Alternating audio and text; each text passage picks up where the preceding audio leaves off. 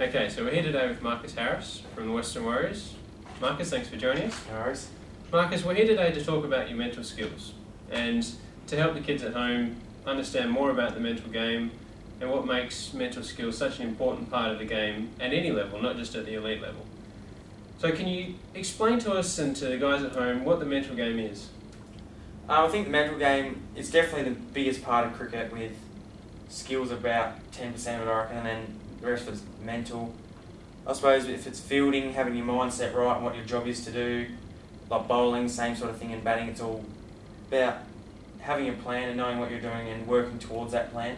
Okay. Just like setting your own goals. Yep. So on having a batting plan, what's your typical batting plan? How would you describe yourself as a batsman?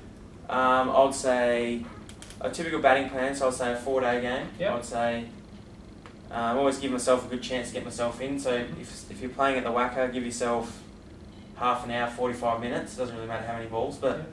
sort of give yourself a chance to get in and then play your game. Don't do anything expansive. You don't have to do anything. Just play the way you play, and then obviously try to get yourself in and just try and play session by session, hour by hour. Yep. I like to go by drink sessions, by hours. So I know if I get to the first drink, so I can get to the lunchtime and so on and so forth. So I'm a time sort of person, not balls or anything like that. Yep. Okay, so we're sitting here in the players' room where they sit before they go out to bat. If you're sitting in here and you're next in to bat, Yeah. what's going through your head? What types of things do you try to focus on before you go out to bat? Well, you're definitely watching to see what the bowler's bowling, see what the field, like, who's a good fielder, who's got a good arm, who's got a bad arm. Yep. It's obviously TVs are set up over there to see what the bowler's doing. You can go and jump in the room with Dino and see what all their bowlers, what they're bowling. Yep.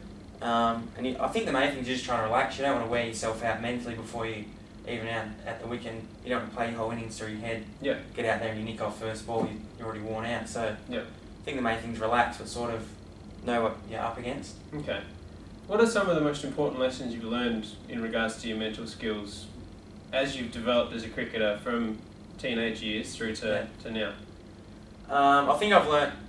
I think when you're young, you always want to score quickly and all this sort of stuff. But I'm learning now that you can always, once you get yourself in, you're always going to catch up. Like say one-day cricket, for example, if you're 10 off 30 balls, but if you get yourself in and give yourself a chance, you end up being 70 or 70 balls or whatever. So I think the main thing is backing your own ability and knowing that you can always catch up, sort of thing. Yeah. So self-belief's a massive part of the batting game.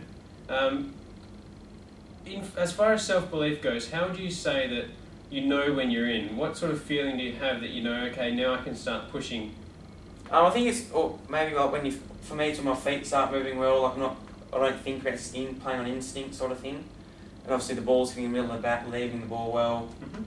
And I think when I'm in, when you're starting, sometimes you just look to hit boundaries, whereas when you're in, you're looking for ones and all that sort of stuff. So I think it's just knowing, you know yourself. No one can tell you, oh yeah, you're in now, mate, go out and whack them. Like only you know. So yeah. So how do you work with your coaches to continue to develop your game? I work on a lot of things actually with my coach. Just sort of, you watch a lot of footage and I'm not sure if kids at home will have a lot of footage themselves, but work on your weaknesses. There's no point going on the bowling machine and put on a half volley and just whack and make yourself feel good. Yep. I reckon the best training sessions I've ever had are ones where it's really hard work and you might play and miss a few times, but you just get through a real hard session. Yep. That gives you more confidence than whacking a few balls. Okay, so would you encourage the kids at home to really push their limits and to get the video out and start taking ownership of their own game? Definitely. Practice the things that make you feel uncomfortable. Okay. That's the main key, I reckon. Yeah. So being uncomfortable in your training sessions makes you more comfortable out there. Yeah, definitely. Prepares you more for what's going to happen out the middle. Okay. Because blokes aren't just going to run in and serve up half volleys all day or rank half trackers. So practice what makes you uncomfortable. Great. So at this point in time, the Warriors are performing well. They've had great seasons, including the Scorchers season. Can you talk us through the season you've had, some of maybe the ups, the downs, and how you've managed to work through an entire season? Well, it's been really good, obviously, having a lot of older blokes in the team, so you can always go to them for a chat. But it's been a really good year. I think one of the highlights of my year this year was playing with Mitchell Johnson and playing against Ricky Ponting in the first Shield game this year. Yep. And I reckon that was really good to play with those sort of guys just to see how they go about it.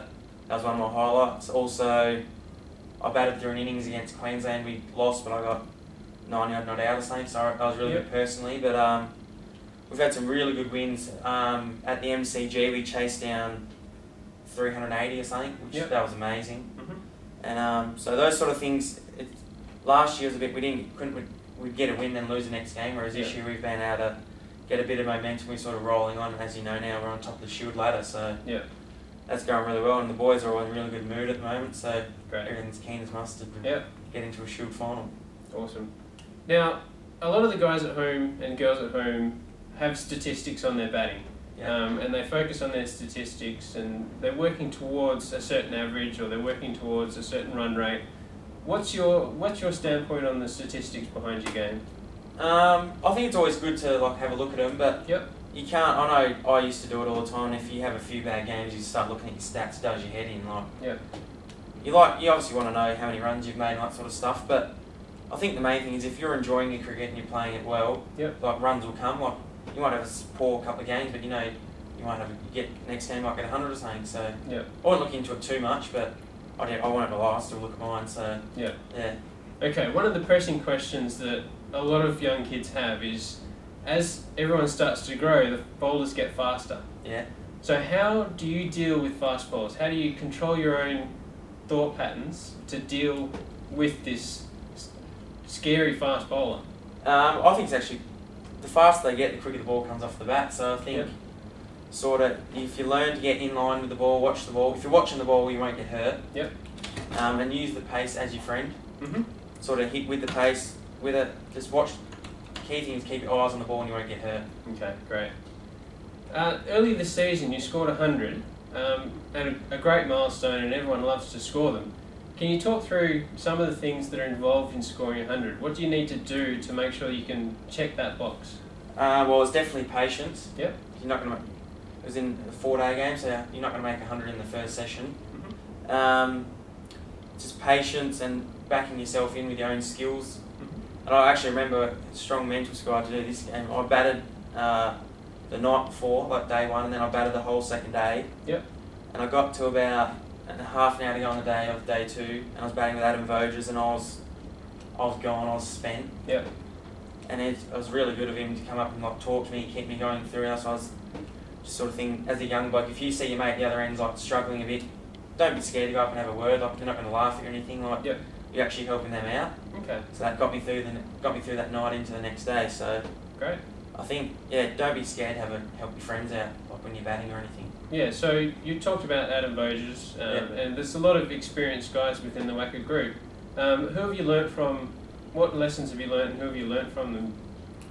I think I've learned about just knowing your game, and I've learnt a lot from Mickey Arthur. Obviously he was a coach, so he said he was big on me playing in my own little bubble sort of thing. So playing my way, playing down the ground. But it's really good to bat with guys like Northie, and I've obviously had a chance to bat with Huss. I think the main thing is be really positive when you're playing. Positive doesn't mean go out and whacking it. Positive means I'm going to score, look to score, all this sort of stuff. So. And talking to your partner between wickets, I know when you're batting with Huss, he goes, I'm going to hit the spinner through cover for 4 the next week. Runs down wicket and hits the bloke through cover for 4. So, that's really good. So, great. Yeah. Okay, so to finish off this interview, can you give us one piece of advice that all the kids at home need to do to take their game to the next level? I think the main thing is try and learn your game, and don't get too upset if you don't make runs or anything like that. I reckon the main thing is enjoy the game, and if you're enjoying it, that's one of the best games you could ever play. So, great. The main thing is enjoy. Thank you, Marcus. Right, thanks for your time. No worries, mate.